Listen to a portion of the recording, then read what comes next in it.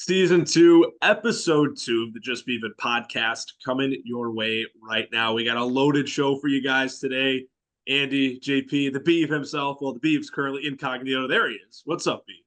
Oh, We're not ready to rock much. and roll for you guys. Great show planned today. Once again, we're recapping week 1, previewing week 2. We got our power rankings, and as well, we cap the show off with our new segment, the crew picking games or picking a spread and over under a money line, anything for the NFL slate this weekend. Without hinting too much, we did pretty good this past week to start off the season. And it's worth noting as well, in the middle to the end of our recaps and beginning of our previews, we bring back Beavin guest, but it's not necessarily in a way that we've done it before. Before we get rocking and rolling, fellas, how are we doing? 1 week in the books. JP, we'll start with you and ready for our second week of this fourth season.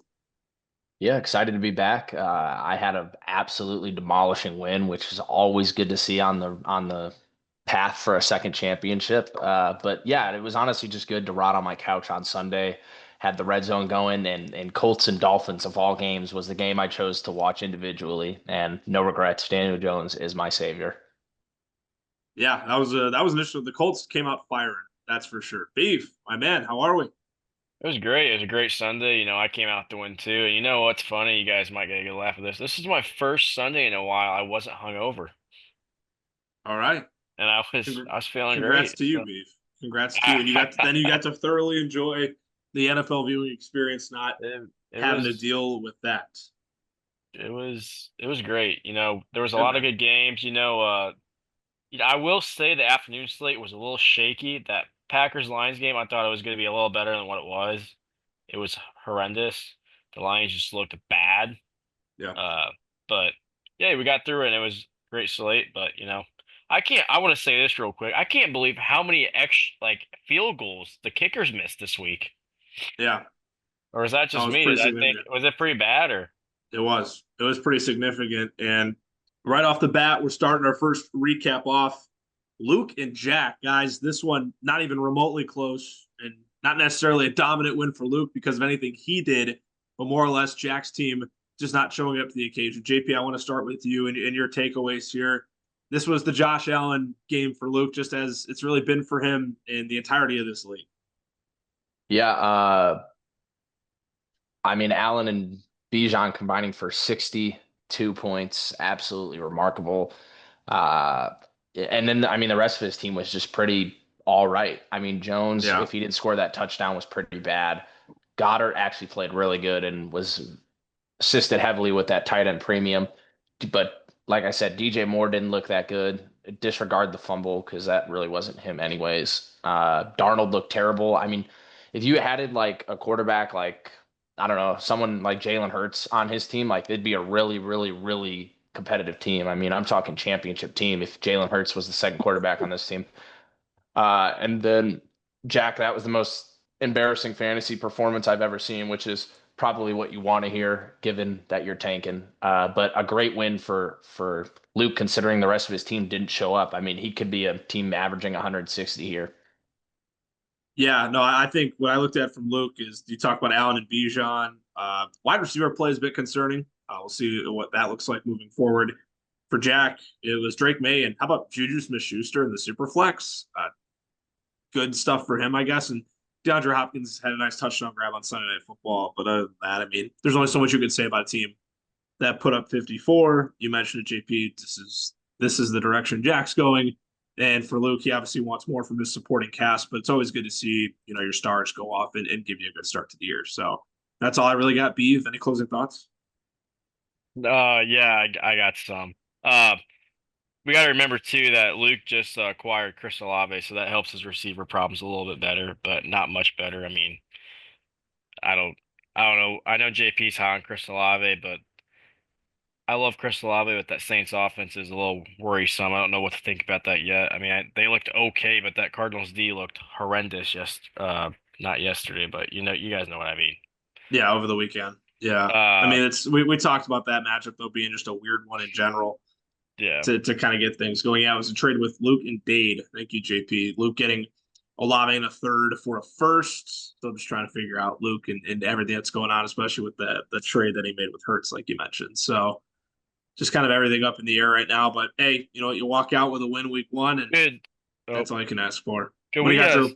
no, I was just gonna say, can we say for Bauer, can we say D Hop could be a sneaky trade piece at the deadline? No. I don't think so. I don't think there's much value there. If you take the touchdown away, he had one target. No, I know he just won me some money that on Monday, so that's why I want to throw him in there. Shout out to Mr. Dave, JP on that. I want to shout out Dave, guys. This is his first win since November of 2023. Congratulations, Mr. Pitchford. Hey, good for you, man. BFF, his team name, defeating Golden Shower, known as Mr. Cameron Crook. I'll get us going here. We talk about Dade's first victory. Tough injury for Xavier Worthy on that Friday night game down in Brazil. Penix went to work, man. He looked fantastic. That in terms of fantasy production, you couldn't have asked more from Atlanta. We just got done talking about Bijan, everything he did week one. Penix showed up in a big way as well. And just the rest of it for Dade. How about Kayshon Boutte? Guys, I think we're starting to see him in redraft leagues as a must pick up off the waiver wire if it's if he's available in your league following week one. That's a bright spot as well, not just because of the 100-yard game, but it's not like he had two big chunk plays. Getting 8 targets, I should say, yeah, it's 8 targets. My eyes work. 6 catches on 8 targets, man. I mean, that's going to play all day. And like I said, looking at Cam, similar situation to Jack. I mean, Cam put up a fight. He actually scored points. Uh, he got what he wanted from his young guys. JJ in his first NFL start. Dylan Sampson was fantastic. With everything going on in the Browns' backfield, we'll see what Judkins. If there's anything there moving forward, what that situation is. Obviously, Sampson outperformed Jerome Ford, so you don't have to worry about that.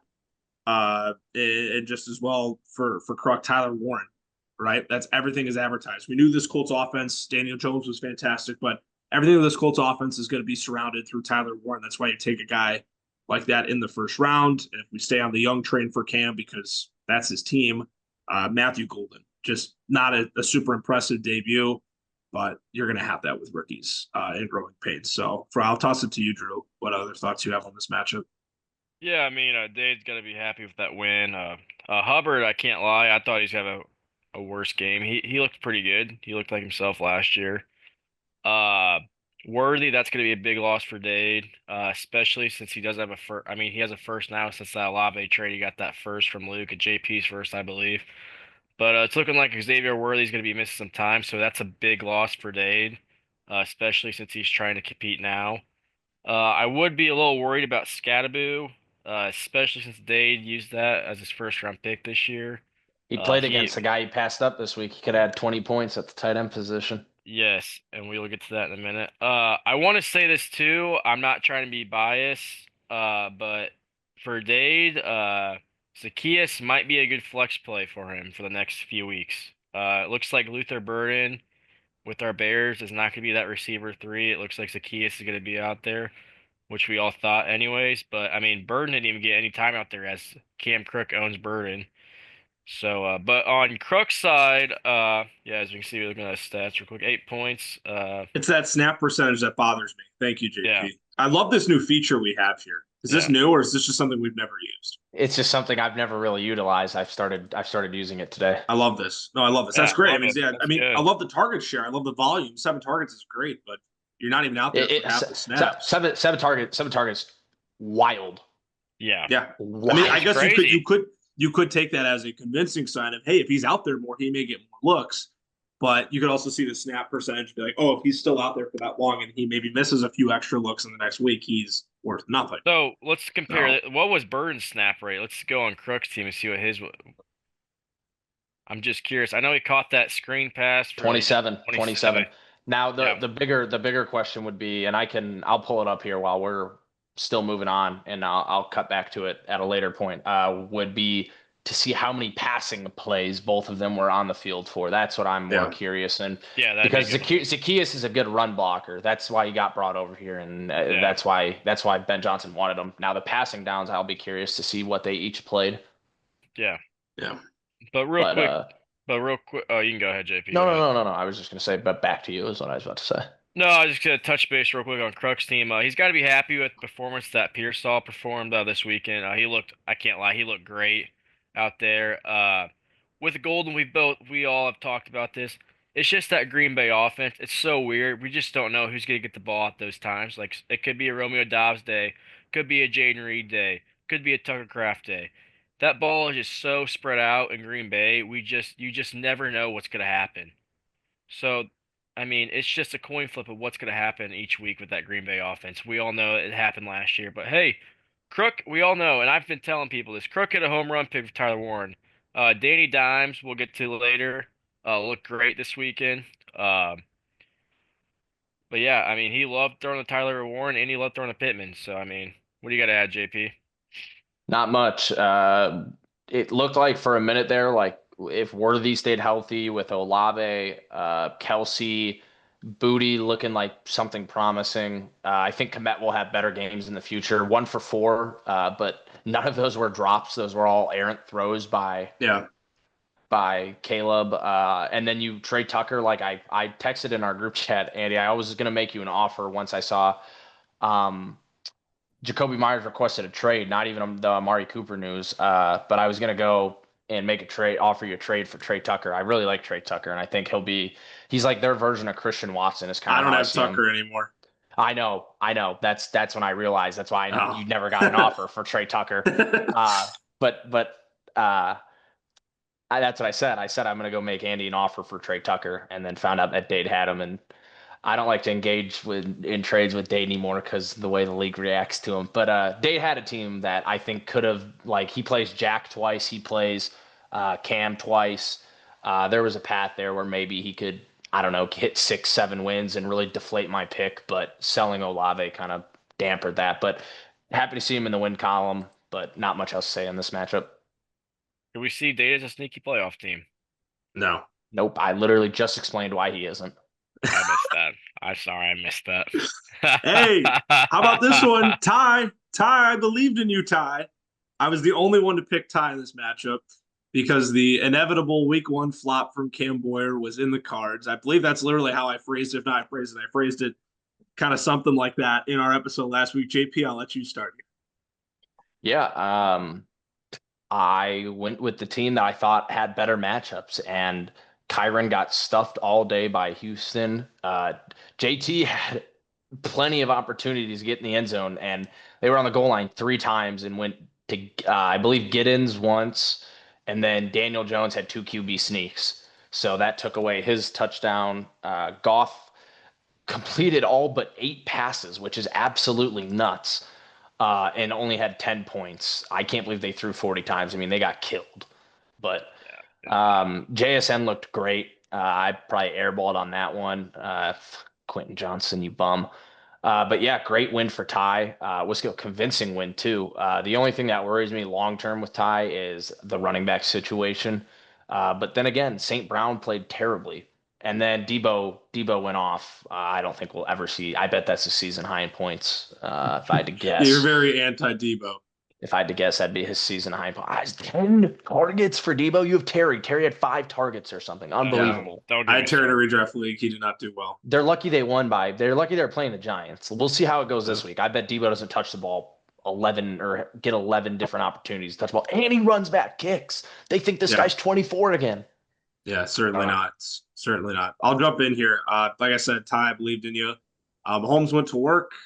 People have questioned his real fantasy value, kind of like Brady at certain points in his career. Tom Brady, really, obviously, greatest quarterback of all time. But in terms of a fantasy scope, not everyone loved having him. Not saying Holmes was at that level, but some people, I feel like in redraft leagues this year, guys, if you look at the tiers of quarterbacks, Mahomes was around like a Baker Mayfield range, just because a good quarterback, but not always good for fantasy. Yeah, he rose to the occasion. That's a big time performance for him, despite the loss. You mentioned Debo, Baker, Meyer doing their thing. Myers, plural, I should say. And then, like I said, typical Boyer week 1 dub. This is what I had in the cards for him. More of the same from Jalen Waddle, which I'm disappointed by. I was hoping Jalen Waddle would, kind of show us something in week 1 after having a down year last year. And I'm a huge JSN fan. I got him in a redraft league and very happy I have stock in him this year because I think he's going to boom, especially with DK and Lockett out of that picture. He's the true dog there, and I think he's going to be just a fantasy stud, a stud in the NFL. Yeah, very, very big on JSN. So those are my takeaways. Yeah, I'll just add a little bit. You guys hit a home run with all this. Ty, congrats to you. I was on the other side. Like JP said, I like Cam's matchups better.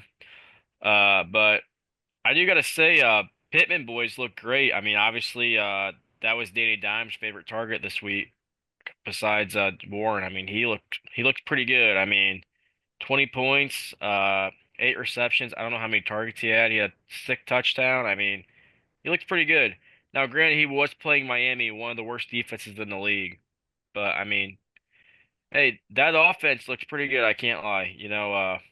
I was a Danny Dimes hater, and shout out to him. He looked great this weekend. So I will say too, what's our opinion on Mark Andrews? Is it just like last year, he's gonna have a first They bad 4 they they weeks? only they only threw 19 passes, and I think when we looked at what Zay Flowers caught 9, 10, 11 of Yeah, them, I think when we were looking Yeah. earlier. So I mean there wasn't much. And a game they scored 40 points. They only yeah, that's threw what I'm saying. 19. That's the So I'm craziest. not I'm not that worried about Mark Andrews. It was just the game script. That happens all that's the problem with Lamar and Henry is the run is just such a threat, but he's still worth having for those spike weeks. So Oh, absolutely. And I got one more thing. Especially in a league like ours. I think to add Yeah, on to that, especially in a league like ours, like redraft leagues, I would be way more cautious with Mark Andrews. But in a dynasty format, in our case, a 14-team dynasty format, deep benches, big rosters, absolutely. yeah. Go ahead, 100%. Beef. So, no, just real quick, what do we think? Judkins back by week 5? He didn't practice again this week. I don't. Yeah, I don't know the status. Okay. I I was just, Your I your just, have guess him. is I as good have as him. mine. I have him in another dynasty, so I get all the like the sleeper notifications or whatever. But he didn't practice at all this week. Not no, one yeah, singular practice snap. I was just throwing it out there. And I mean, Crook's hitting a home run with Sampson right now until he comes back. So, I mean, Yeah. see what happens. But yeah, All righty. We keep the line moving. What do we got next? Oh boy, I know what we have next. Just real quick, just to circle Yeah. back. Burden was on the field for 27% of the snaps and then ran 10 routes. Olamide was on, what did we say, 45 or whatever? Yeah. And 45. which, so Burden was on of those 27%, 10 of them were pass plays. Burden ran 10 routes. Olamide was on the field for 28 pass plays and ran 26 routes. So, Wow. wow, Interesting. that's crazy. How do we want to do this, boys? Do I want to give my spiel yeah. first? Do I want to explain Yeah. You talk. myself? Yeah, go Yeah. ahead. I'll let you guys talk about Zip's team. I'll have one thing to say about Zip, but that's about it. Yeah, not the way I wanted to start, man. I'm proud of my group. Some of the guys who showed up, performances. Herbo's the man, and I got a lot of offers for him this offseason. I'm gonna get to that. I'll get to that. I guess I'll get to it now. Yeah, I let work get the best of me last week, and I took my eye off the ball for a second in here, which is something I've never done, and I'm not proud of that. So I should have realized what I had sitting down there, and I knew as soon as the game ended Friday, I knew that was going to cost me the week, and it did. It did in a big way. So not happy about. I'm thrilled that Allen and Brown performed the way that they did. It's 16 targets for Hollywood Brown's insane, and I think if anything, if you're a Rashee Rice fantasy owner, you're that much more excited because you realize the volume that he could get when he returns from suspension. But I think for the time being, for us, that's a good sign for this group.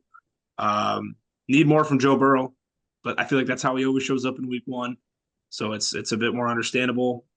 Uh, and then Emeka Egbuka, man, to all my fellow league mates at the end of the first round who passed on him, and for Wade Worthington letting me trade up to the 202 to draft him. I love all of you guys. Thank you so much. I was fired up to get him at the draft, and I'm even more fired up to have him on the team now.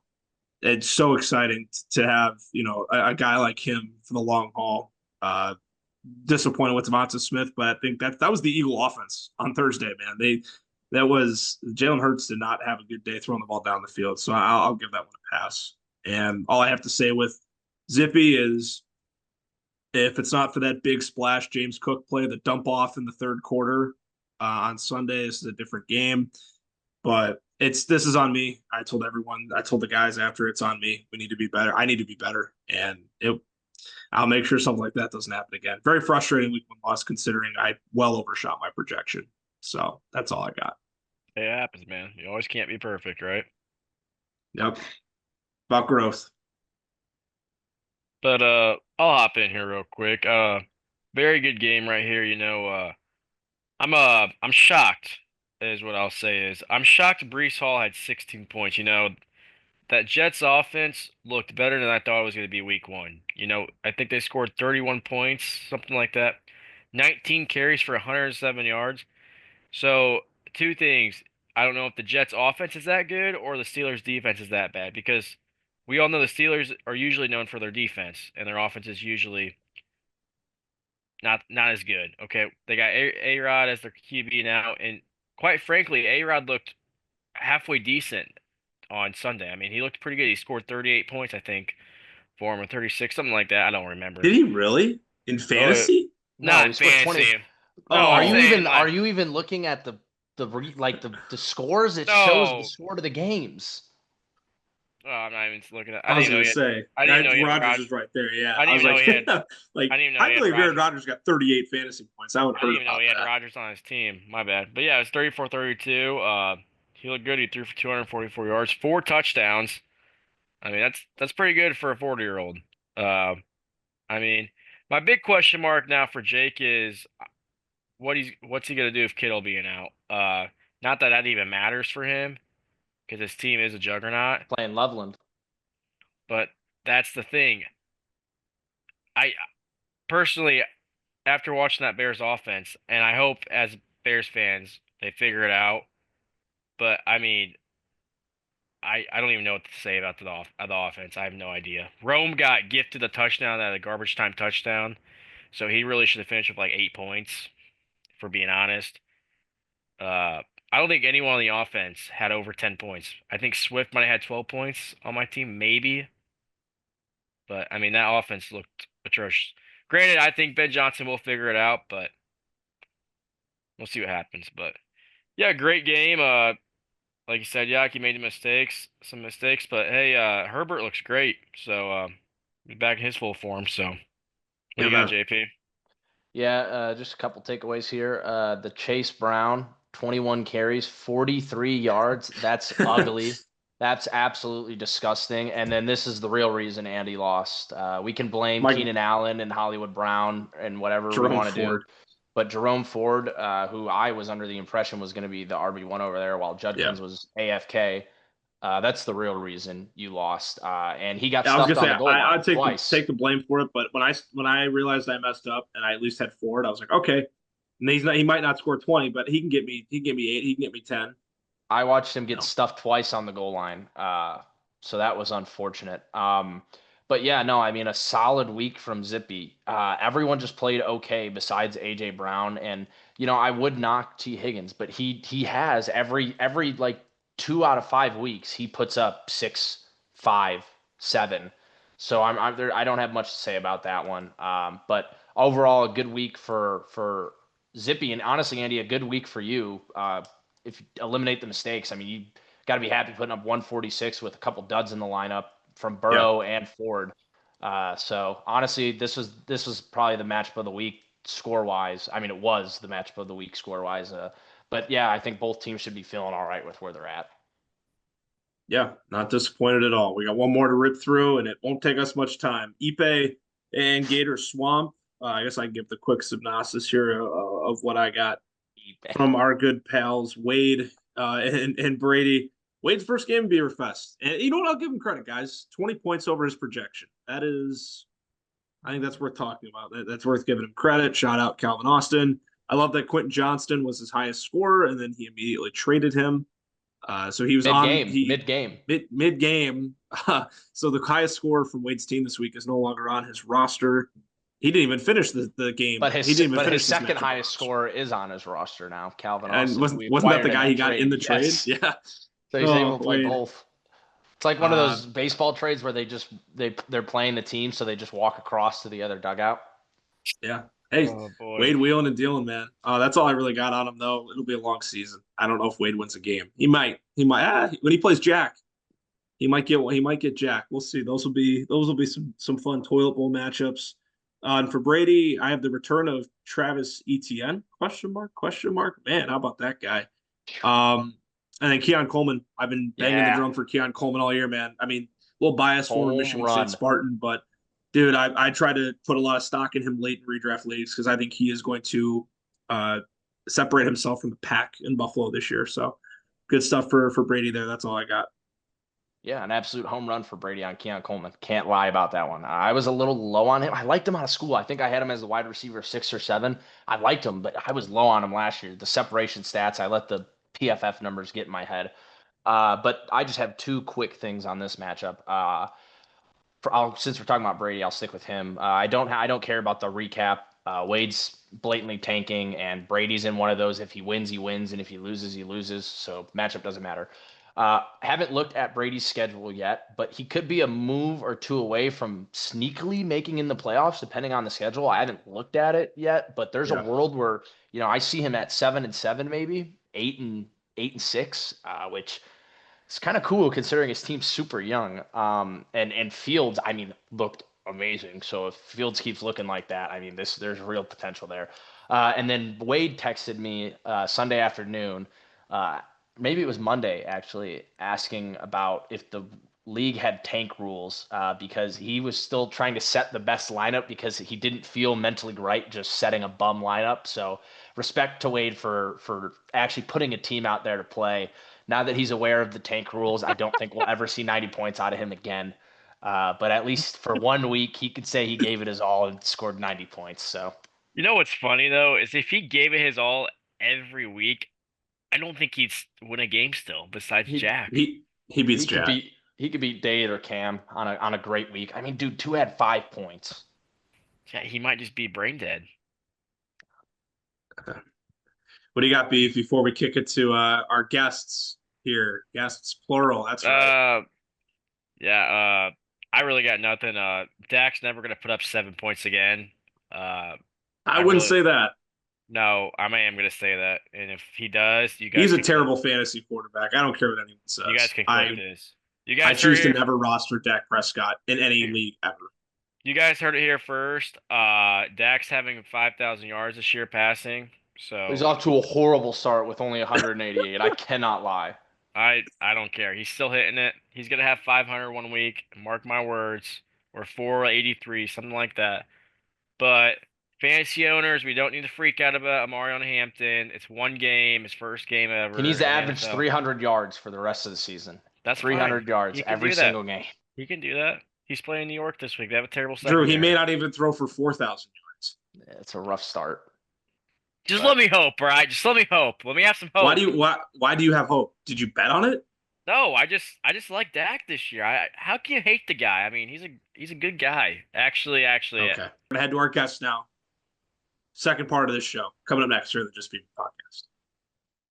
Doing a little something different here for our second segment of the podcast, following up the week one recaps, previewing week two. If you tuned in last year, you know that we had a guest on every week, but we're spicing things up this season, at least in this episode. We're going to see how long we can do this for. Obviously, it's tough to get everyone's schedules to line up, but we got Frank and Matt both on the panel. Neither one of them knew the other was joining. What they're going to do is they're each going to recap their respective week one matchups. They're going to preview their matchup against each other for week two. Frank, we'll start with you. How are we doing? And how are we feeling about you being back here on the pod second year go around?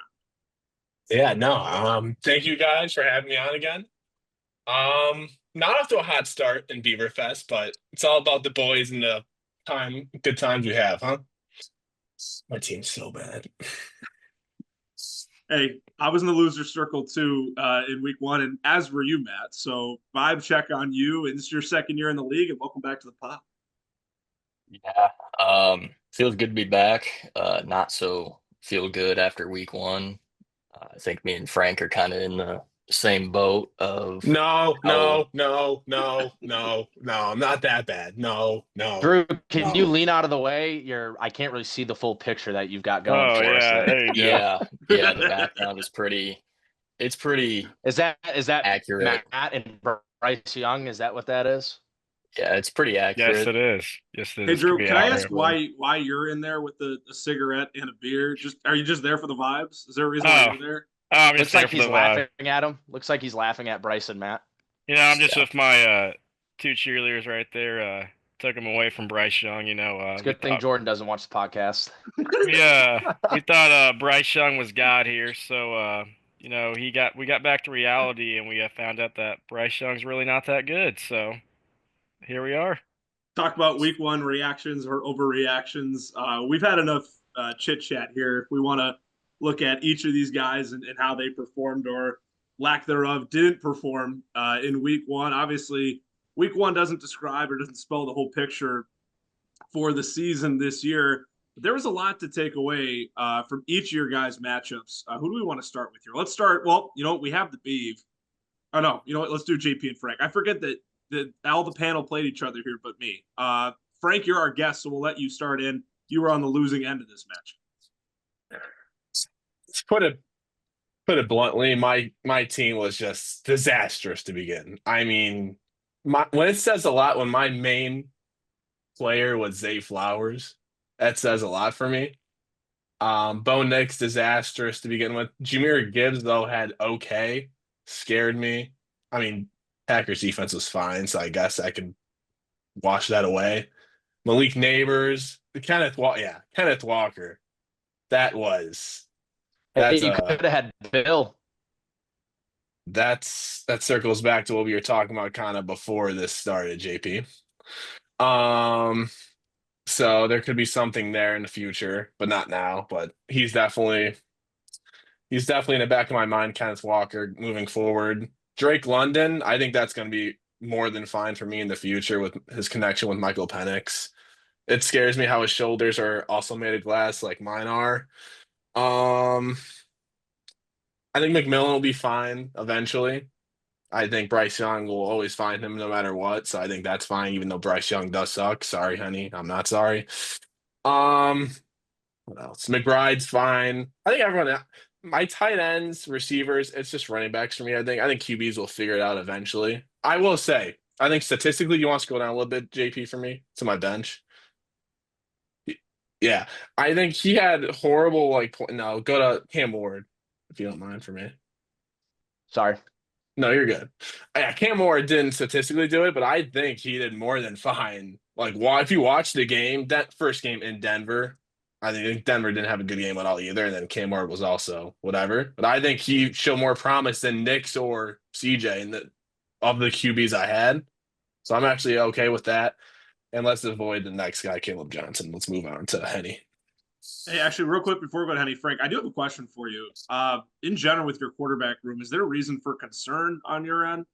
This was a pretty brutal show. Bo Nix, I need him to rush more. Otherwise, trading away Mahomes really was not worth it because I thought at least Nix rushing can at least sustain the difference of losing Mahomes because CJ is going to be CJ. I think I know that. Then Cam Ward, I think, could be at least CJ Stroud, at least for me. Yep. But otherwise, no. I think this if this is the basement for Bo Nix, I think we're fine. Frank, real quick too. Are you scared of Pacheco right now? Are you worried? Or you think it's just he's exactly what I'm fine. If Walker doesn't do good or doesn't go up from here, I'm concerned because Pacheco for me is always if this guy's on a bye week or someone's injured, I throw him in there, and if he does anything, it's fine. Give me a touchdown or a couple of catches, check downs, I'm okay with it. Otherwise, he is what he is at this point. Oh, okay, yeah. JP? Other than that, yeah. Yeah, I mean, I don't have nothing to add. I beat the living life out of Frank, so I don't really have anything to add with that one. Yeah. Let's talk about more for your team.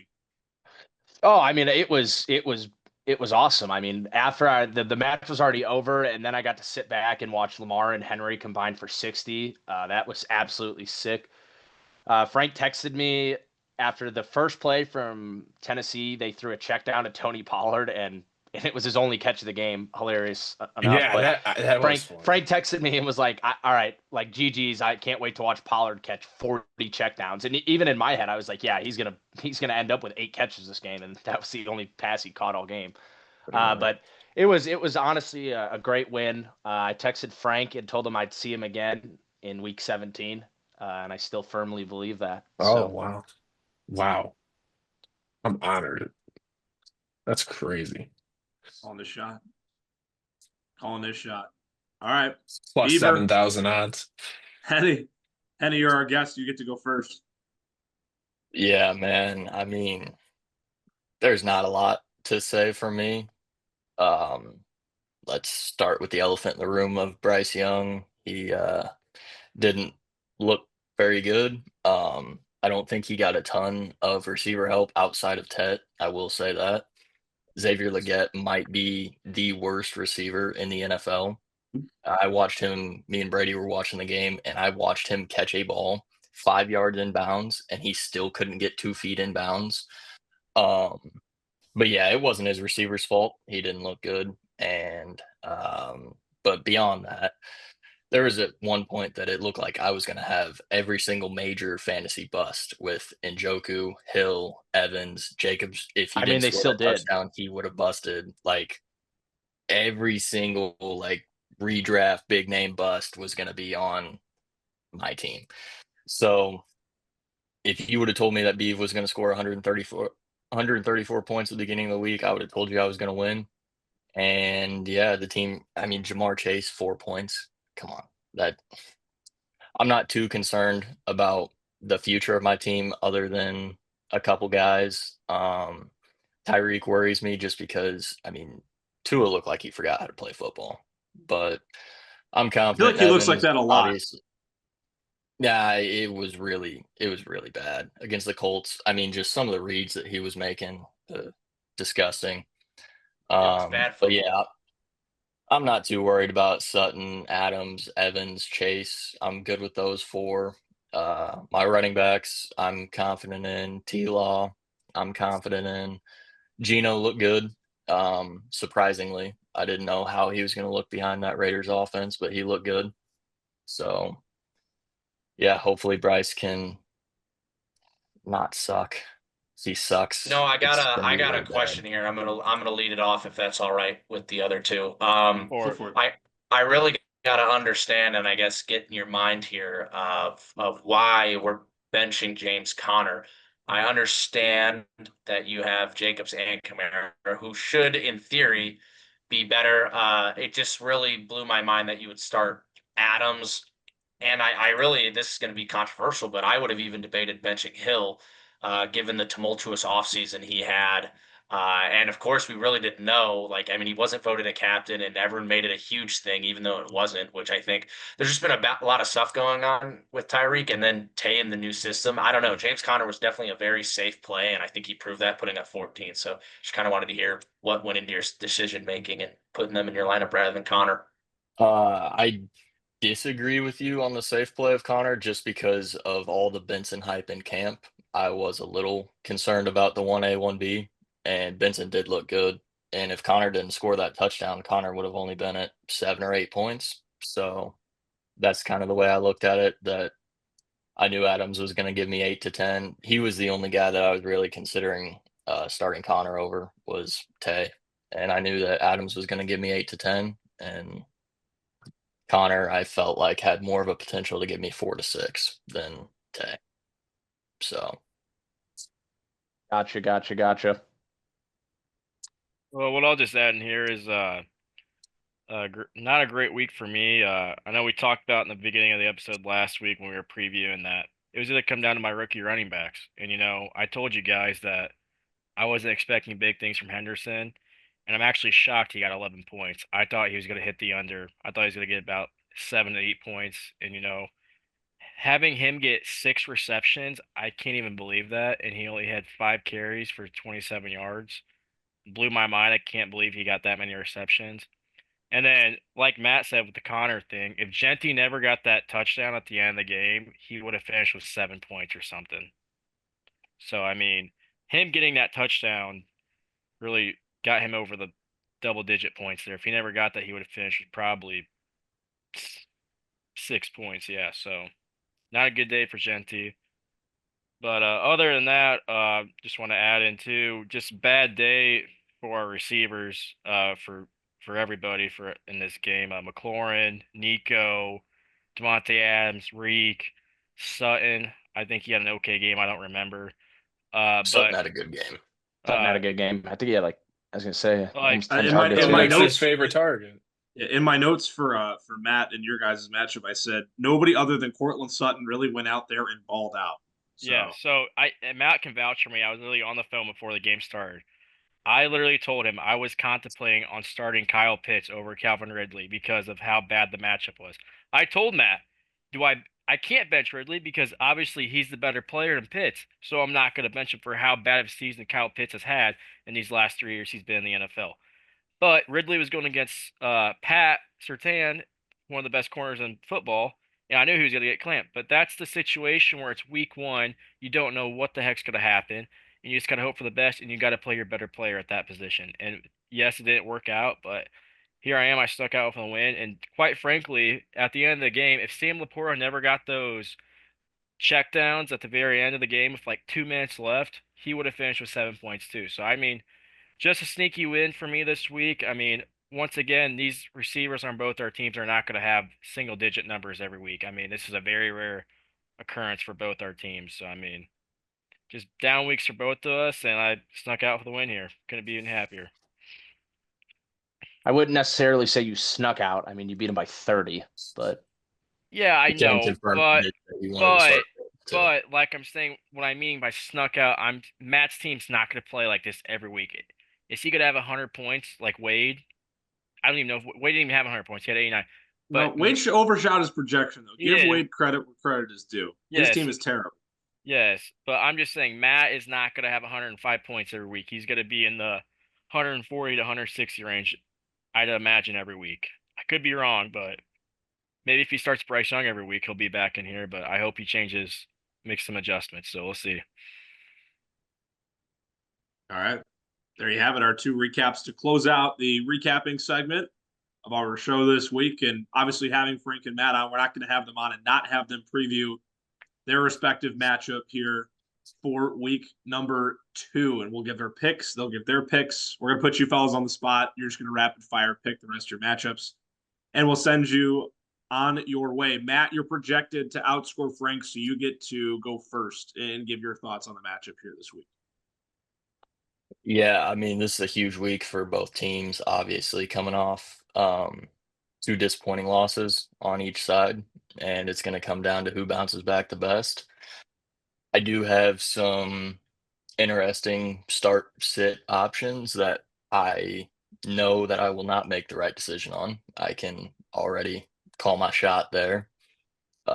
Running backs are, yeah, I don't know. James Conner is probably going to be in my lineup somewhere. It's just who he replaces. I do like Lawrence against Cincinnati. I think he's going to have a little bounce back game there, maybe 15 to 20 point performance. Gino will be getting the start over Bryce, no matter how much I talk myself into Bryce still having potential. He did sling it on Arizona last year, and it really, really makes me want to start him, but Gino will be getting the starting nod. But yeah, I think I'm going to win this week.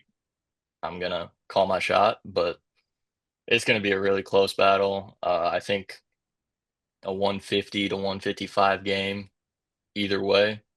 And yeah, hopefully my veterans can bounce back and kind of find their roles in offenses, that a couple new faces on offense on my team. So hopefully they can find their roles and bounce back and have a good week. I just want to score points. It is the name of the game, after all. It is the name of the game. Frank. I mean, I'm expecting a big week from my boys. I really am. I am contemplating one starting position. I kind of just changed it literally now between, I'm not going to say who, but other than that, the only problem is with my team, I know Zay Flowers ain't dropping 28 points again, so that concerns me. And him versus Devontae, as far as like a matchup goes, I know how that's just going to end up eventually. I'm confident in my team. I like the boys this week. My only one who I need to do good is Bo Nix. If Bo Nix doesn't do good, I think I lose. I think that's where I'm at right now. Other I than think that, this week comes down to pretty QB confident. play. How about you shut up when I talk? Damn. No, I'm joking. I'm not. I'm joking. Not really. No, I'm confident this week. I am. I think they're going to get a bounce back. It's going to be a good game, breaking news coming out of the Beaver Fest chat.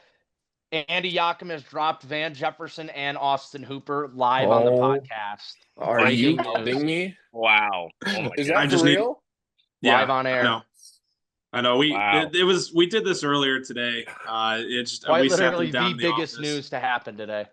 Yeah, the biggest. I Lord. can't think of anything else Hey, going does on. this mean you're clearing space for a big trade, or what's going on? No, I had 2 guys on the IR that were no longer IR eligible. Oh. So they're more just like practice squad guys getting work. We sat them down in the coach's office earlier. We let them know. We just want to make the news official later in the afternoon. Sorry, I didn't mean to disrupt the preview here. But No, after that's Frank said that electric. his lineup wasn't final, I realized mine's not final either, and we still need to preview my matchup. And Hey, I want the that's boys looking ready. that's So big news. So it is big news. I know a couple of vets, their leadership was much appreciated in our room last week, and we hope we get to bring them back in again at some point. Frank, do you have any other final thoughts? I apologize for cutting you off. No, it's okay. Don't let it happen again. No, I think it's like Henny did say before he interrupted me as well. It's going to come down to QBs. I think this week is the QB game. If QB, you see if he found he found my little switch because he loves. I mean, CJ loves that man. I don't know why he loves him, especially tight end premium. That's going to be a game time decision for me. I can't be. It's Monday Night Football. Whatever. We'll see. 2 games No. this week. 2 games. Yeah. So Oh, I love it, man. okay. It's Good for you, B. it's different. It's different. That's for sure. It's No, different. that was an exaggeration. I do not like the 2 games on Monday. Interesting. You matched it pretty Wait, well. that game doesn't start till 9 p.m. That's What? why. That's why it's in Vegas. Yeah. Oh my goodness. Bro, That's why. Imagine, dude, Ty's not even gonna watch the first half. He's just gonna go to bed. that's nuts. I'm not gonna be able to watch Genty play this week. Awesome. Gotta love that. Kamish, let's get your pick here for this matchup. Yeah, I was really hoping Frankie was gonna sell me a little more on his team there. Then I panned through some of his matchups, and I'm not gonna lie, I'm concerned about a lot of them. I agree fully. I just didn't want to say I it. do fully actually agree. really like Stroud against Tampa, and I expect Houston to win. I don't know, something about Bo Nix. I'm the biggest Bo Nix fan, and something about last week turned me off heavily. He looked terrible.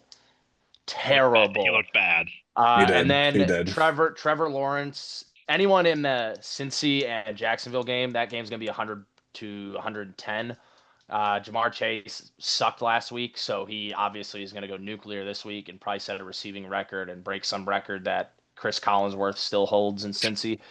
But no, seriously, this is a tough pick. Honestly, I just like Matt's matchups better. That's the only reason, and so I'm gonna have to go with SEAL Team Nick starting 0-2. I agree with that pick, by the way. I don't want to say it, but my matchups are horrible. That's why it's hard to sell this week for me. I'll be honest with you. It's a good call by you, JP. I acknowledged this earlier too. Frank, you picked yourself, right? I did, but like, why wouldn't I? That'd be stupid to not pick myself. I don't think you picked yourself last year when you came on the pod. That's why. Well, I that asked was just a question. jinx. I'm 0-1. I gotta switch shit up. Yeah. Yeah, I mean, Understandable. you both. Actually, no, Frank, you didn't let me down. I picked against you last week. Henny, you let me down last week, man. I picked you to beat the Beav, and you didn't. And both of you guys fell flat on your face. I didn't mention this in the recap, but this is a trend with Frank. His week ones historically in this league have not been very good. Him and I both had really bad week ones when we played each other last year. And I remember that. But then I remember Frank's week 2. I'm not sure if you won or not, Frank, but I know your team played lights out. Or played He did not. He lost to me. How much did he put up though? It was like 196 to 193 or something. Yeah, he played lights out. So that's what I'm saying. Like, I was gonna say, I don't think you won. I think you started like 0-3 last year, Frank, or at least 0-2. But I know you played a lot better in week 2 than you did in week 1. I'm gonna think and bet on history repeating itself here, and plus I bet on that last week and it burned me. So I'm gonna take Frank. Yeah, it was 183 to 180. I beat Frank in week 2. That's so stupid. That's crazy. dumb. Yeah, who'd you take? Who'd you take? I just took Frank 5 seconds ago. Okay, that's what I thought. I just want to make sure. All right, so I got a couple things here.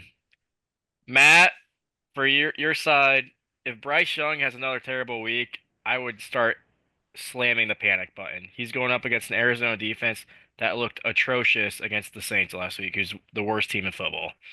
And it's not even close. Secondly, Frank, for your side, I think Jamar Gibbs might have 40 points next week. I'm not even exaggerating. Jamar Gibbs? Jamar Yes. Gibbs. I think he might have New 40 name. New name. Jamar. Whatever. I think he might have 40 points. You guys laugh all you want. Okay. I agree with you. I just made fun. I agree. I don't want it to happen, but I agree. Okay. Scroll down a little bit for me.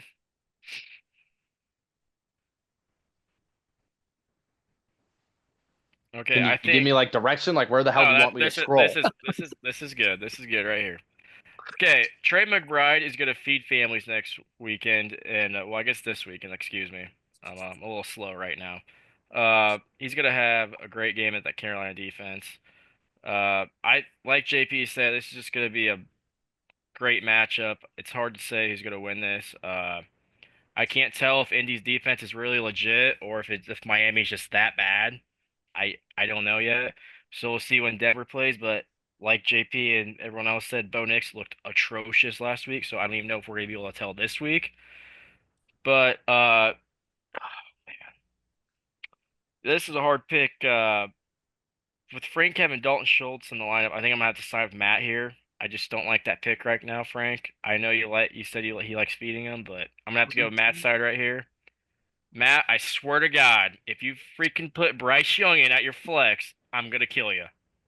Yeah, I want to also make my pick with the preconceived condition that Matt is playing Geno Smith. If Matt decides suddenly to throw in Bryce Young, the pick gods will magically wipe the footage of me ever picking Matt and will chat GPT AI into my mouth saying Frank. Oh, so, time out Geno real is quick. the Time out real starter this quick. week. Matt, hold up. We forgot to bring up the big picture here. Are you starting Javonte Williams this week? That's also what I need to know. Oh, that I did mean to ask that. Are you starting No, because of New York's defensive front. Okay. I think Dallas airs it out. That is valid, but I mean Philly's D. I know Jalen Carter was out last week. I mean, but that's still a good front seven, and he looked great. We're not going to start him. Did he look great, or did he score 2 touchdowns? He scored 2 touchdowns. He had 15 carries for like what was it, 45 40 or yards. 54 Yeah, It was like 40 Yeah. yards. Yeah, but didn't he have a couple receptions too? Or am I making that I up? think he only had 2 receptions. He was a I touchdown want to say merchant he only last had year. like Trust me, as the guy who's owned Javonte Williams in all 3 years of this league, granted it was in Denver, not in Dallas, the guy can be a headache sometimes, and he's very No, touchdown he looked great as a Cowboys fan. I'm very happy with what I saw from him, but I mean, he's got to be New better. York's defensive front and him he had 2 touchdowns, he had 20 points, but 14 carries for 45, 50 yards. I mean, he against was better. Abdul Carter and that front. That's valid. I get that. I mean, but he's better than Rico from last year and Deuce Vaughn. I mean, and washed up Zeke, who's probably on a yacht right now, partying freaking Florida. Who knows what he's doing right now? I think he's a comparable back to Dowdle last year in Dallas's offense. Javonte Williams? Yes. Oh my good. No, don't ever compare that again. That guy is terrible. Dowdle was 1,000-yard rusher last year. What are you doing, Matt? There's no way. Dowdle was 1,000-yard rusher last year. No, he wasn't. Was he really? Yes, he was. I'm on Matt's side here. I don't know who else is where, but I mean, Dowdle had like 1,000. I just love the chaos. If Dowdle was a 1,000-yard rusher, that's actually kind of hilarious. And that is that's amazing. That's he might be the worst 1,000-yard rusher in the history of the NFL. Well, that's I'm sorry for giving you that. Hey, I did not know that, and that's a new fact to me. Okay, well, wow. Okay, well, moving on. Sorry about that. Wow. Stump the bee. That's hard to do. Alrighty, fellas. Before we let you go, we got to rapid fire the rest of the picks for this week. We'll start right at the top here. Commissioner's Crew against Golden Shower. I know you both are going to have to think a long time about this. Commissioner, just move on. It's Commissioner Crew. Yeah, the top 2 right there, I think you can just kind of scroll past. All right. You don't want to get swamped? Done, and done. Yeah. All right. Nuz, LLC, and Jack and the Rippus. Actually, one sec. I want to see. I can click on it and No, I have it on my phone to be like quick. Yeah. Honest, I mean, Give me Jack and the Rippers. Bang, great pick. Jane Daniels at Green Bay. I don't know. AJ Brown bust. I mean, yeah. So we're I mean, anti Nuz this week. This to be fair, week, Nuz, this week, Nuz this should be week. 0-1 if the Big Dogs manager had any bit of an idea of what was going on last week. So All right, Yeah, no, I'm taking Boyer as well. Yeah. I think without Kittle, who's Zippy's tight end? Loveland? Yeah. Is it yeah, Loveland? sounds about right. Yeah. And then AJ Brown and Garrett Wilson both being bust candidates every week. Yeah. When is this week? Otherwise, I like his team. It's just this week. I think he loses. yeah.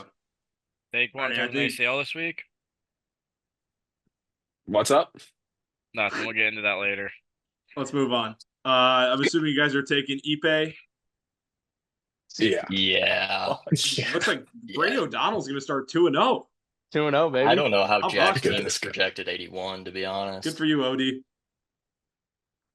Yeah, no, it's awesome. brutal stuff. And then, how about the Big Dogs and stuff the Beaver? I gotta see that too. Can you click be on fair, that to see the matchups yeah. real The quick? percentage should be updated because I made some cuts. If Jerome Ford is still in my lineup, he should not still be in my lineup. Jerome Ford is still in your lineup. Why don't Yeah, we get it's a going to quick be little it's going to be quick little Hollywood Brown. quick little refresh, and then we'll pull that one back up there. It's going to be Hollywood Brown. Yeah, there we go. Because Jerome Ford, he's on the. I'm not a fan of Jerome Ford. Yeah, For no, sure. I'm gonna say I'm taking Beeve here just based on two matchups that I see: Nico against Tampa and CD against New York. Both those guys could go for 40 plus, 30 plus. Yeah, I'm gonna lean I'm Beeve going. here I'm going just Beeve based as on well. those two. I am going Beeve as well. I just want to let you guys know that Kyle Pitts might be making a start this week. Just want to let you two guests know that. Okay. Just if that makes you change your mind. I'm still going. I like your matchups. All right, and lastly, Luke and Dade. I think we know where you guys are going to lean here. Who do the Yeah. Bills play? The Bills play the Jets. I mean, those are. Yeah, I mean, I'm going Luke, but Oh, I want to pick Dade so bad. yeah, I'm going Luke. I want to pick Dade so bad, but I can't. Wait, let's look at this matchup again. Can you click on this real quick? Yeah, Henny, what's the update on the rivalry with you and Luke? The war on Route 4 is still alive. It's still Yeah. kicking. 1-1 Isn't so it? far in the series. Yeah, It will be 2-1 after this year, considering there's some Josh Allen is on a bye. some off-field stuff too, though, right? Like it's not just in fantasy. You guys are. No, it's a personal beef. Yeah, Absolutely a personal beef. I wonder why. yeah, I do wonder why. So you guys are both taking Luke. Yeah. Unfortunately. Alrighty, there you have it, fellas. We appreciate you coming on. Thanks so much for joining the pod. Hey Frank, sorry, I didn't mean to cut you. I just want to ask you a question. You're good, Beef. Hey, Frank, real quick. So, what's your prediction for the Blackhawks this year? Just real quick. I mean, top 5 pick again, but more fun to watch than any other Chicago team other than the Cubs. I would say that's pretty much where we're at. Is this rookie that we drafted last year? Is he the real deal, or is he gonna be a bust? I mean, he's won't be playing with the pro. team. Yeah, he's playing pro in Sweden right now, so I think Okay. he's pretty good. All right. Do we have time to talk about the PCA downfall, or is that for another time? No, we actually don't. We have time. we would need a full episode to talk Okay, about that. okay. I just wanted to. I'd be willing for Okay. me and you to have a. See what just happened. I shouldn't have. Andy, that's on me. I shouldn't have brought up the Cubs. That's so on me. It's whatever. It's okay. Yeah, you know what? You live and you learn. Drew, I'm Yeah, cutting that's you on off me. here. We're gonna let these guys go, fellas. We appreciate you joining the pod. Thanks so much. And we look forward to seeing what happens in your matchup this week, and we'll get to the rest of the week 2 previews here after this short break. Frank, Henny, thanks so much for coming on the pod, boys. We still have, as a panel, 6 more games to preview for this week, and our first preview shouldn't take all that long. JP, it's yourself taking on Golden Shower, Mr. Cam Crook. I'll make this quick and easy. You scored the most points in the league last week. You're projecting your 180 again, and Cam is not trying to win, so I'll take you. Yeah, I'm taking myself. Throwing a little bit of a fun lineup this week with Harold Fannin in there. Think I might start Daniel Jones and Bill just for some fun. But yeah, no, I'm definitely actually probably gonna start Daniel Jones. But Bill's a possibility. Take out Pollard. Just have a little fun with it. But yeah, I'm taking myself. Yeah, I don't really have much to say here. Cam's got the stack this week with Pearsall and Mac Jones, so that could be pretty fun. Just quick question for you guys. For Purdy, I saw he's hurt. It's his toe, right? Or what is it? It I have was no his idea. shoulder. It was his shoulder and his toe. And Shanahan said the shoulder or the toe is worse than the shoulder. So it's like turf toe, or is it worse than that? I just saw Okay. it. No, I So, was just curious. I just saw yeah. it today, so I was kind of confused. But yeah, I mean, this is just building game for Cam, so nothing really much I got. Our first two won't take all that long. How about Ty last week, guys? We mentioned our recap 150 points. Ty, believed in you. And you're going to go 2-0, my friend, because you are playing Wade this week. In similar situation, Wade overshot his projection by 20. I know normally we pass the baton to start off the previews, but I just don't really see a point in these first two. I'm going to take Ty because Ty is a competing team and Wade is not. And I said it better. I'm gonna go with you, Yak. I'm gonna take Ty here. It'll be interesting. The one thing I'll say about Ty is, it'll be interesting to see his running back committee again this week. We'll see if J.K. Dobbins gets those carries again, or if it's Harvey or someone else. And same with Montgomery. We'll see if he gets some more production, or if it'll just be Gibbs the whole time again. So, be interesting. So, what do you got, JP? Yeah, I don't want to. I feel bad that we kind of just rushed through Crook. They're tuning in. I at least want to give Wade a little bit of flowers here. Wade should be looking to see something out of pieces like Najee Harris and Dobbs and even Tua, honestly, so he can move him for pieces later on.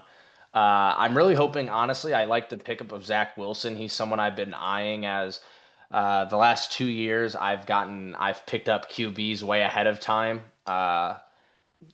projecting them to be starters in the next year, as I did with Darnold, as I did with Daniel Jones. And I've got a few I've got my eyes on for who I'm looking at for next year. Zach Wilson was one of them. Now, if he never plays this year, it won't matter. He's not going to go start somewhere next year.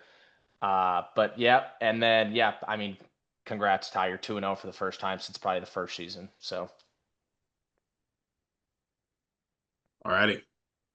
We actually get a competitive match here, guys. This is all that we'll actually dive into this. Jake following a narrow victory in week one, Boyer coming off a disappointing loss in the opening week. JP, I'll start with you here. yeah, the KC run defense looked shockingly very good against LA on Friday. So I'm not sure about Barkley there. And dude, that freaking tush push is just so dumb. I mean, it's such good football. Like it's going to work. It's just so stupid for fantasy. Um, but I don't like Daniels versus Green Bay. Um, Brown in McDuffie worries me. Tiggins is probably going to have 110. Wilson's probably going to have 110. And then he's got to start Loveland. Cook against the Jets. Pittsburgh didn't really run the ball that well. Chase Brown projected 20 after just scoring 13. Also playing Jacksonville. That explains a lot. And then having to start Yeah. A-Rod this week. Just had probably the best fantasy week he's had since 2021. Tough matchup. Tough place to go into Seattle. Or I guess they're not going into Seattle, are they? They're hosting, yeah. Yes, they are. My apologies. Tough matchup though, and I don't expect him to throw 4 touchdowns again, unless he'd be the MVP front runner through 2 weeks. I can't wait for the flack from Zippy when I pick against him, and then he clips it, throws it in the group chat. But I'm gonna take Cam Boyer here. Drew, what do you got? Yeah, I keep going back and forth on here. I had Jake at first, and I think I'm gonna stick with Jake. Uh, you know, Cam's got a lot of matchups I don't like. Uh, I don't like Jonathan Taylor going against Denver. I still think that's a solid front seven on that defense. You scroll down a little bit. Kyron Williams, uh, going against Tennessee. that front seven looked pretty good. DK Metcalf just worries me. Same with Waddle. I mean, they just didn't look the same. JSN, this will be his first big test this year. See if he can still break out against that good Pitt secondary. So we'll see what happens. I expect a big game though from Hawk against Atlanta. I really think he had a bad game against Chicago this week on Monday. I really see him bouncing back on this weekend. But once again, too, Pittman, he's going up against Sertan. I don't see him doing much this weekend. So it'll be a little tough matchups for Cam. I love Chase Brown against the Jags. And yeah, I'm just going to roll with my gut here. I'm going to take Zippy here. I'm going to go with Zip as well. I don't love having to do it. I don't love the fact that Loveland has to be a starting tight end and Rodgers is bound to regress after last week. But when I look at it, if I feel like there are equally tough matchups in certain spots on both sides, I'm just going to trust who has the better team at the end of the day. And that's Jake. I feel like James Cook's going to have a better game against the Jets than people are expecting. The Chase Brown numbers do concern me. But at the end of the day, I'm going to trust Jake. I will say if Daniels flops on Thursday night, I'm going to be a bit concerned for this pick, but I feel like his team can unlock a little something more after scoring 150. I feel like he was just scratching the surface last week, a couple of tough performances. Garrett Wilson had to carry his receiver room. If he can get a bit more from each receiver this week alongside Wilson, I feel like he runs away with it. So I'll take Jake. Hey, there's no way too AJ Brown has another stinker, so there's another maybe. And Jake is right now punching his screen because you definitely just jinxed that. Well, maybe I did, but sorry, Jake. Another one of our tanking teams here, Jack, taking on Brady. And guys, Brady's going to start 2-0. This is some pretty I guess I shouldn't say that for sure, but I like the odds. JP, you talked about Justin Fields and what he did last week in that shootout with Pittsburgh. But Drew, I want to get your thoughts here on what we're starting with Jack and Brady. Yeah, like JP said a couple minutes ago, Justin Fields looked really good last week. We'll see if he can redo that this week. This week also really determined if Trevor Etienne or not Trevor, Travis Etienne, excuse me, is back. That Cincinnati defense is god awful. I'm really expecting big things from Brady's running backs this week. I think this is a bounce back week for Hampton. He plays on Monday, so a little bit more rest for him. But I think he gets the win here. I'm gonna take Brady here. For Jack's side, he just has to look forward. I think Drake May's gonna have a good game here, and he just gotta follow up with that. Yeah, pretty much Drake May is all Jack has to look forward to every week. JP, if you could scroll down, I just want to see what else he's got as of right now. Shaheed for some big plays. I think Christian Kirk can still be all right in Houston this year. Looking at what they have, a very injured receiver entering the season, they needed to add him aboard. Then other than that, it's tough to get excited. We mentioned if Hopkins didn't have that touchdown in Sunday Night Football this past week, he had one target. It's tough for Jack right now to try and find these looks. And like we said in the recap on Brady's side, I'm really excited to see what Keon Coleman can do in week 2. That's what I'm looking at right now. If he can continue this stretch, and yeah, I'm happy you pulled him up. I was curious about Shaheed as well. It's a good snap percentage, but we know he's very boom play dependent. He can get a big splash play of 50, 60 yards. That dictates his week. Look for him as well. But yeah, I want to see a Shakir. The one time it worked with Buffalo last week with how high scoring the game was, where Shakir and Coleman both played all right. I think Shakir had like 12 points. Yeah. And Coleman had on 9 targets. That's really nice. So that could be something for Brady that works for him. I'm all for it. I'm looking to see the Buffalo receivers. And those are the two guys I have a point of emphasis. I don't love the fact that he has to start Malik Washington as his number 3 receiver. And yeah, that hurts. Yeah, that's tough. That's all I got, though. Oh, I'm taking Brady. Does he not have anyone else to start at receiver? Oh, I Rashee guess. Rice. Yeah. Suspended, though. See, that would be a good addition for Brady when he comes back healthy and off that That's suspension. why the moment we hop off this, I'm going to go look at Brady's individual schedule and see what I got him going. But the same way I talked about Wade is the same way I feel about Jack here. You're looking for your young pieces. Maybe Ollie Gordon finally gets some real touches. I mean, last week was pathetic for Miami. So, I mean, anything for anyone who owns any stock in any Miami player, including Malik Washington, just wants to see literally anything.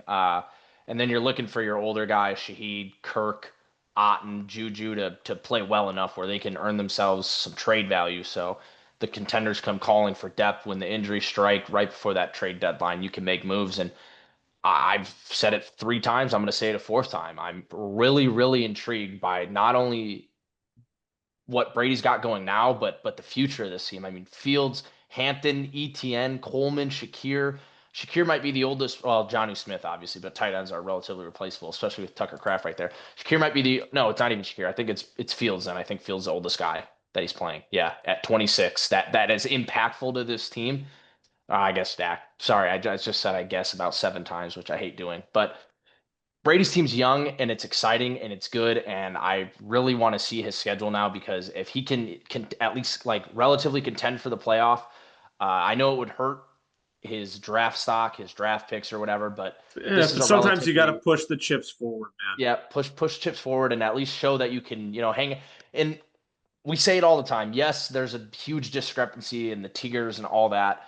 You only have to make the playoffs. I mean, two of the championship teams were some of the worst teams we've witnessed in the regular season, and they won.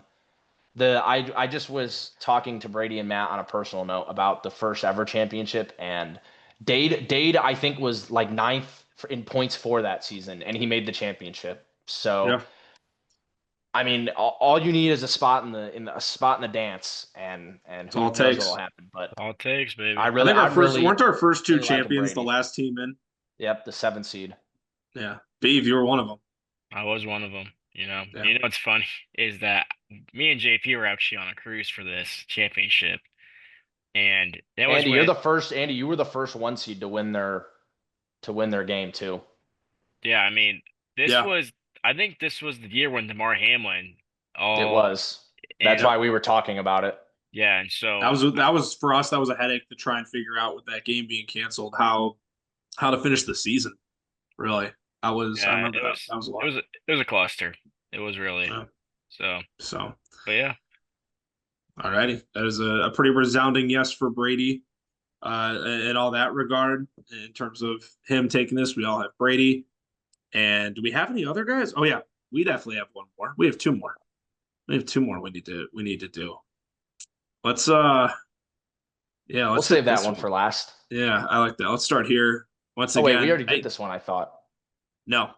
Oh, we didn't. Oh no, that was sorry, I'm thinking back to the recaps. Yeah. Like we said, the recaps, Dave guy's getting his first win in almost 2 years. In week 1.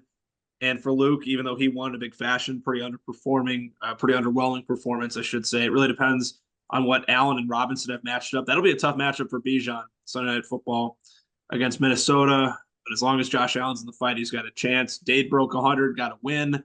But I just don't think he's got enough juice in the tank to take down Luke. But with Dade, there's still so much to be excited about with this group. And, for him, I wouldn't take this loss this week too hard on the chin, but I am going to pick Luke. Yeah, I mean, I'll hop in here. Luke's got to be pretty happy. I mean, Aaron Jones looked pretty good last Monday. He is in a split committee with Jordan Mason, but I mean, he did put up 15 points. Could you click on? I'd like to see how much snap percentage he got. It seemed like he had at least. Who do you want me to click on? Sorry, Aaron Jones. I'm just curious how yes. much snap percentage he got with him and Mason.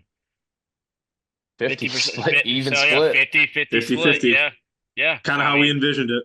Yeah, Yep. so I mean, he looked great. I mean, he got that he did get lucky with that. I wouldn't say lucky, but they called that PI on Stevenson, and he got that basket catch in the end zone for his tutty. So I mean, good for him. But you want to scroll down for me? Let's see. Yep. Yeah, so obviously Dave's gonna have to still fix his lineup as I see because I don't see a way Worthy plays this week. I could be wrong, but that's a big loss for him. Oh, you see Luke's new addition, Chris Olave, going against San Fran. We'll see how he bounces back. He got literally rocked on Sunday. I mean, he just cannot stay away from hard hits. He gets rocked every week.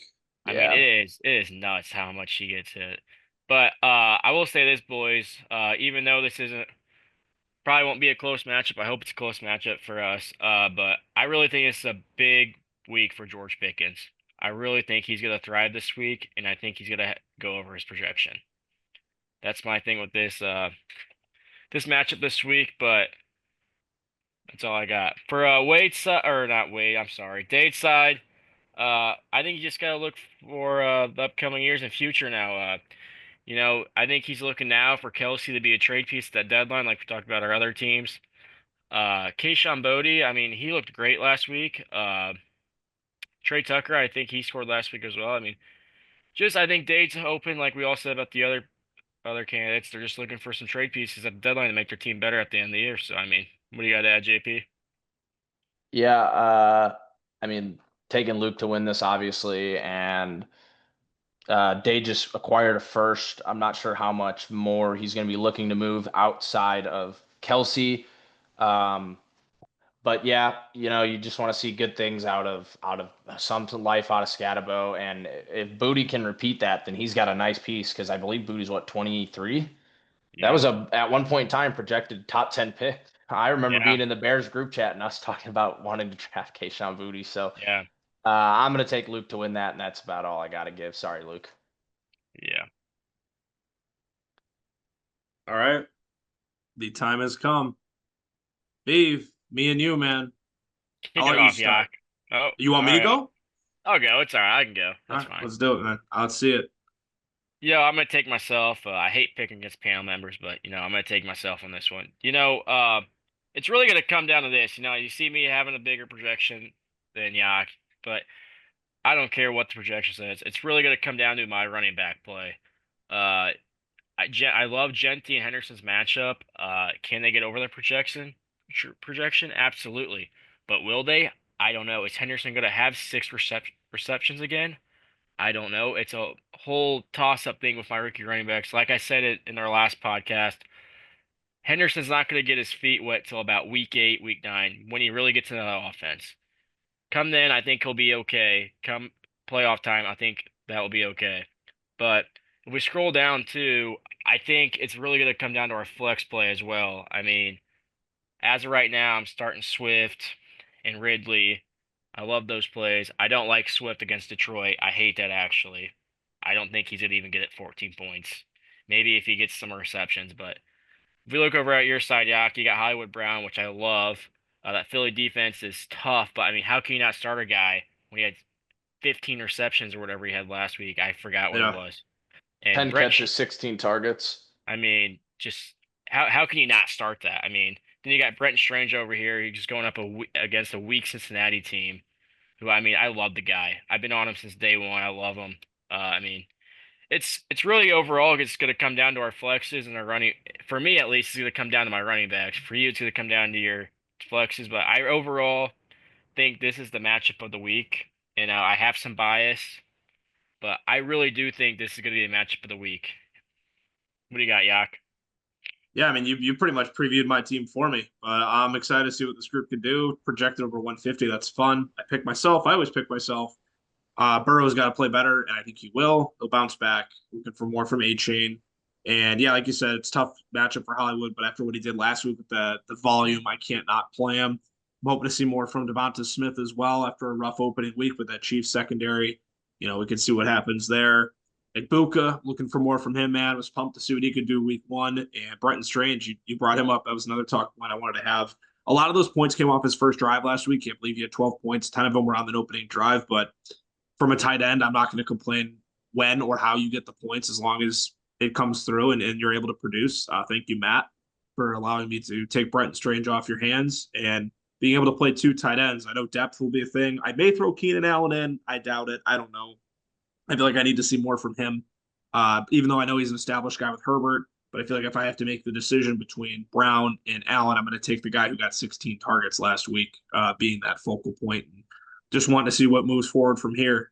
Who knows? Maybe I take out Ferg. I put Strange at tight end. I move Allen in. There's still a couple decisions I could make down in the bottom half, but everything up top is solidified. I had consistent play from A Chain and Hall last week.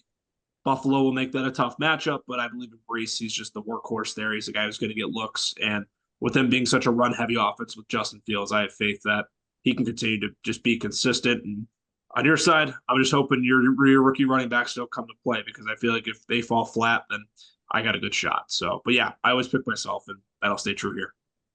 Absolutely, I love it. What do you got, JP?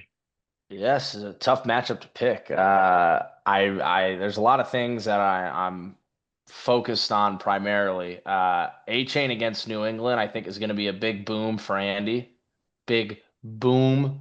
And I really like that one a lot. Another one I'm really eyeing is this Mr. Burrow. I've said it on every matchup we've talked about. Cincinnati and Jacksonville. I think that's going to be absolute fireworks over there, and I wouldn't shock me if Burrow puts up a 40 piece. And then this one worries me on your side. This one worries me on your side.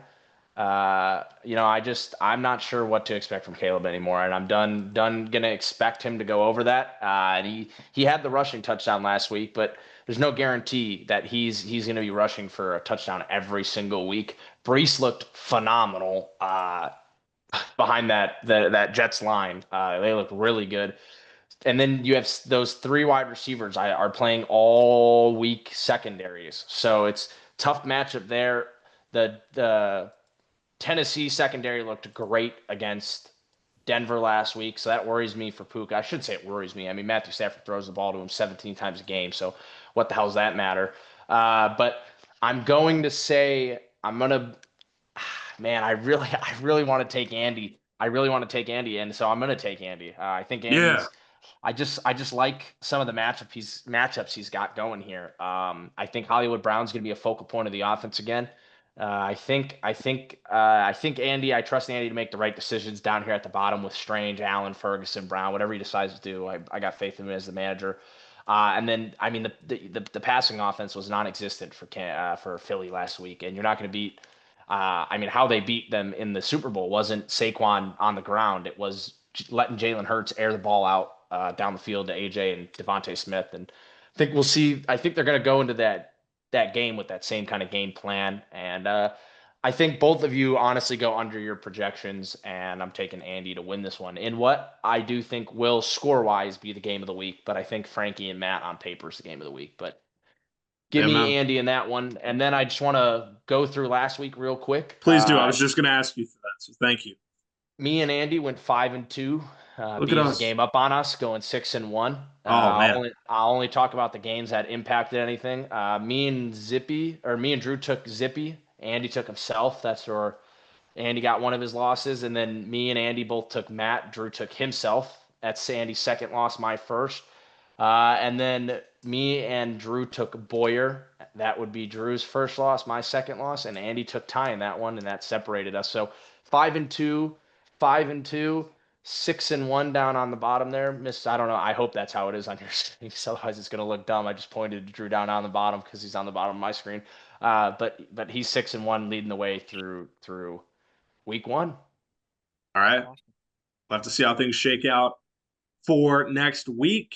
We got some power rankings to go through now, guys, as we get ready to put a bow on this show. And obviously, we have things off with our gambling picks. So we'll get those rolling as well. But this is probably the thing that people tune in the most for. And I love the movement. I'm so happy the colors are back. I missed the colors on the right hand side. JP, this is your baby, so I'll let you take it over.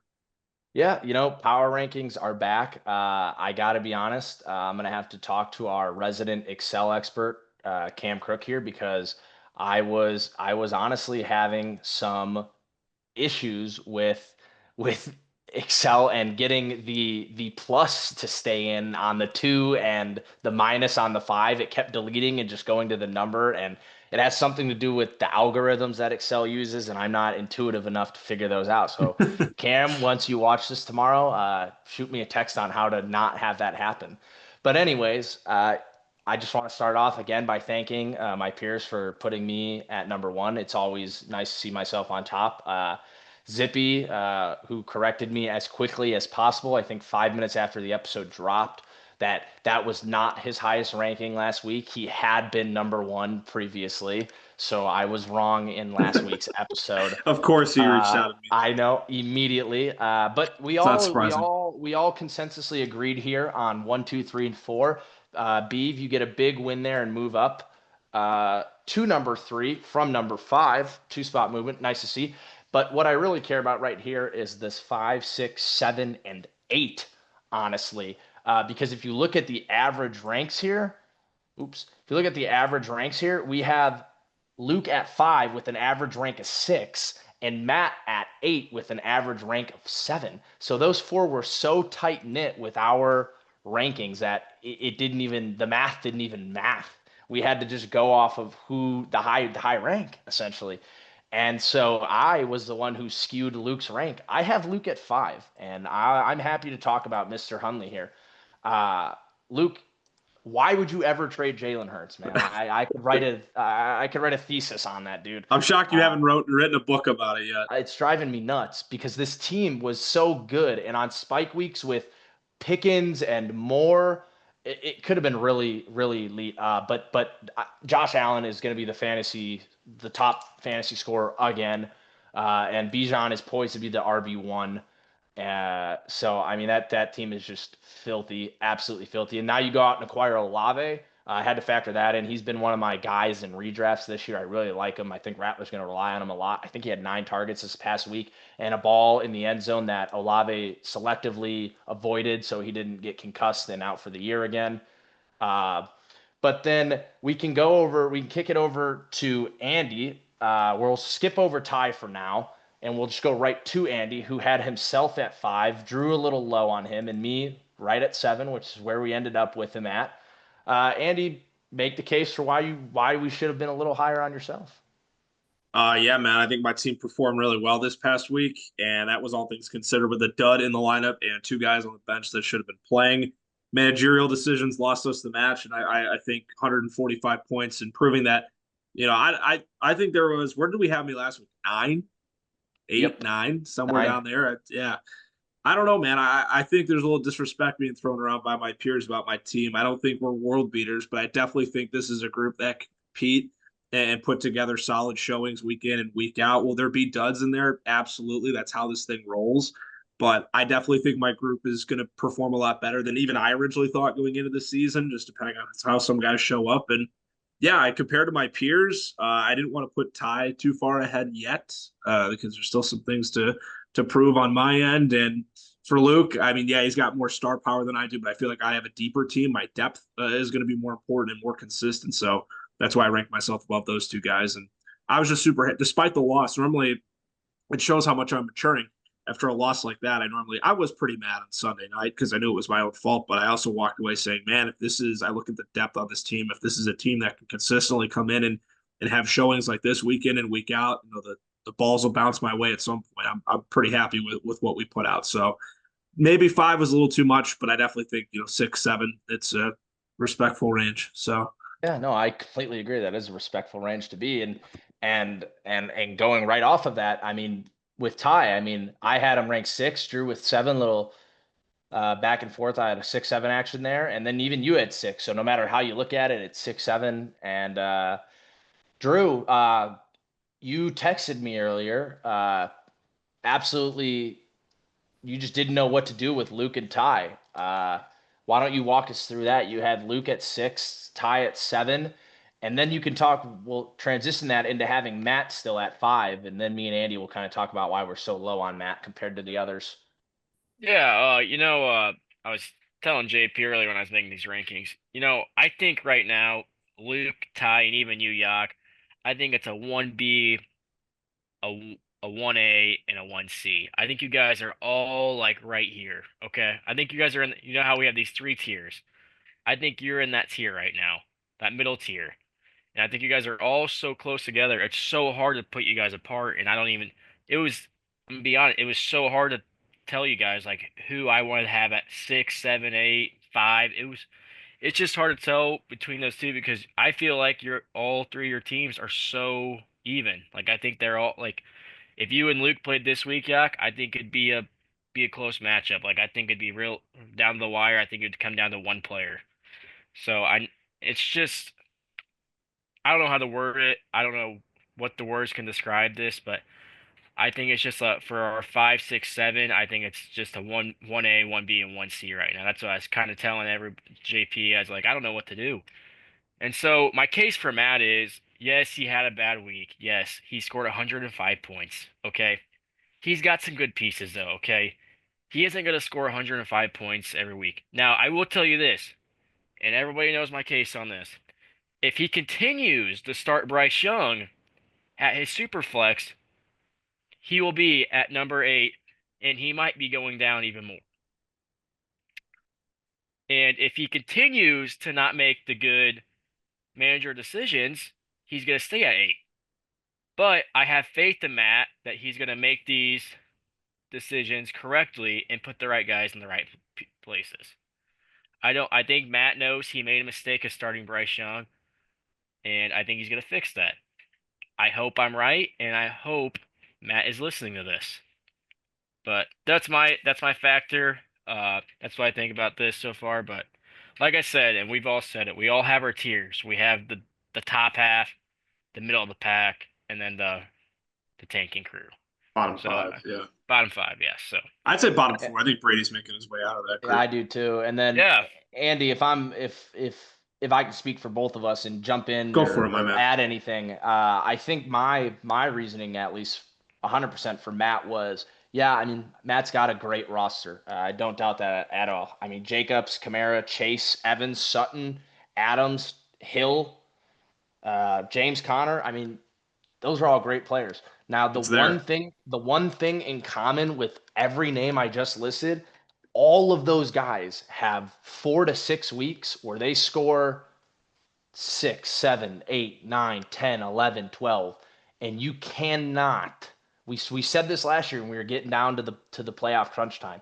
You cannot be scoring 118 points when your season's Nope. on the line. Not even gonna 130. Yeah, you're not going to be beating any of those elite teams, and because the power rankings, we're taking them, it shouldn't be an overreaction, and Matt's still got a great roster.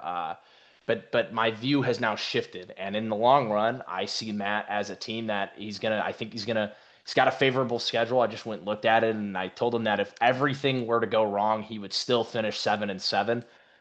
So favorable schedule for Matt. Drew, favorable schedule. But my thing is that there's just too many factors for his team every single week where I don't think the consistency is there like I do the 7 teams I put in front of him. yeah. I would. And, No, go ahead. My bad. Sorry. no, keep going. No, I was just gonna say that on. I really do think I should add this under Matt. I really do think it's gonna come down to QB play of Matt. It's gonna decide of how good T Law and Bryce Young play this year. I mean, T Law has not showed us yet that he is a top 10 quarterback in this league.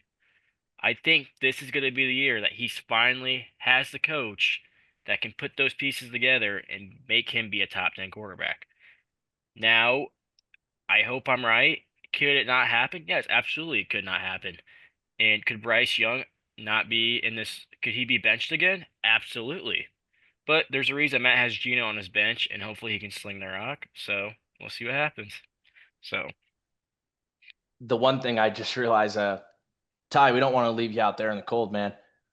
Great showing from your team, moving up Yeah, from man. 8 to 6 there. Well deserved. Well deserved. Yes, well deserved. The second most points in the league this week, third most. Yeah. Third most.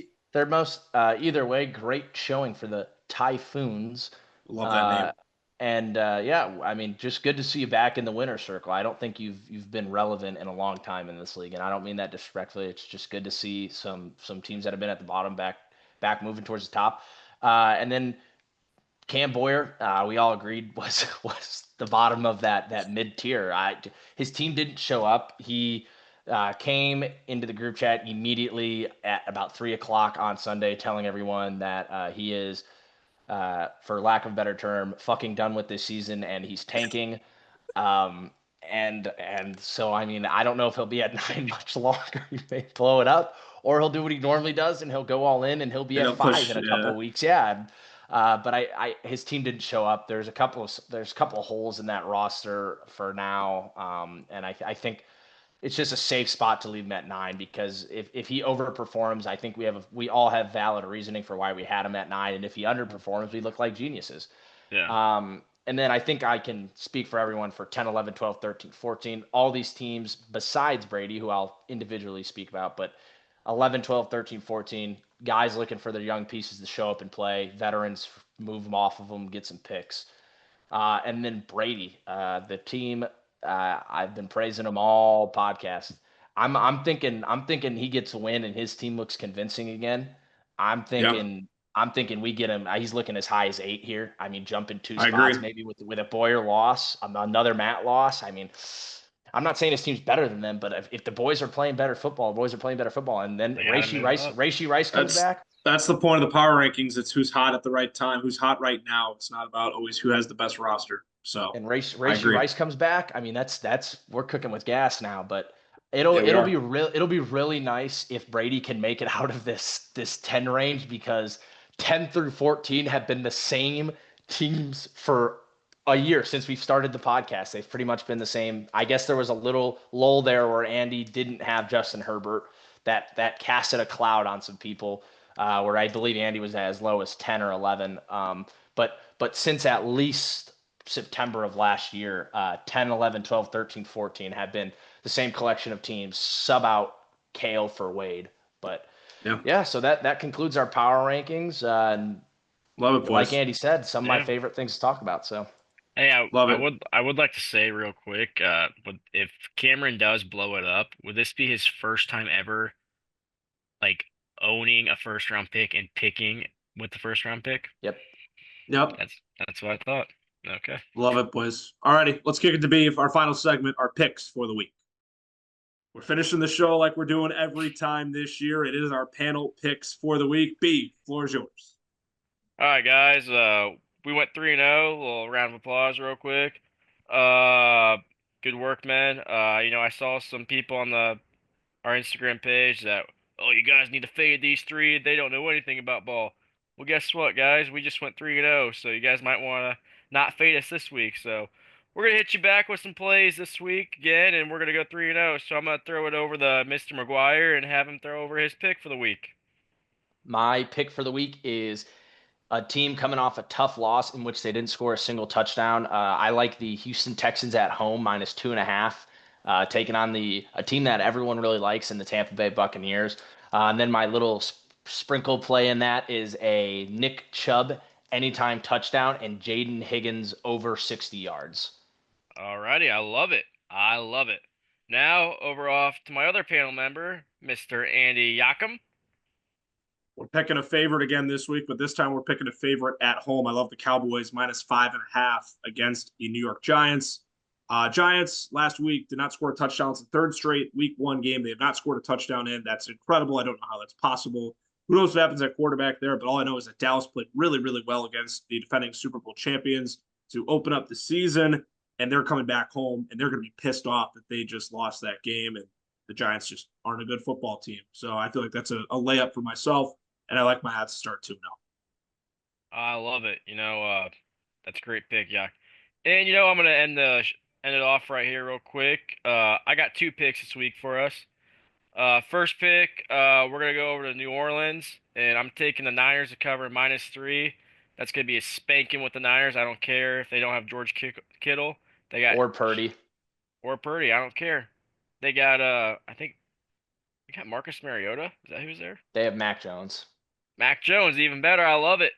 And they got my boy Jack Tungees. Is that how you say his last name? I don't know, but we're gonna roll with it. Last pick we're going with is this is gonna be a feisty pick, and I don't care what everyone says about this on the page. But we're taking the Chiefs this weekend, taking the money line, taking the spread, and I don't even care. Sprinkle in a Kareem Hunt touchdown. You heard it, guys. That's what we have here, and I'm giving it back to my panel member, Andy Yakum. All righty, Beef. Let's see if we can get some winners once again. Thank you all so much for tuning in to episode 2, season 2 of the Just Beavin podcast. We'll catch you guys next week right here on the Beaver Fest YouTube channel.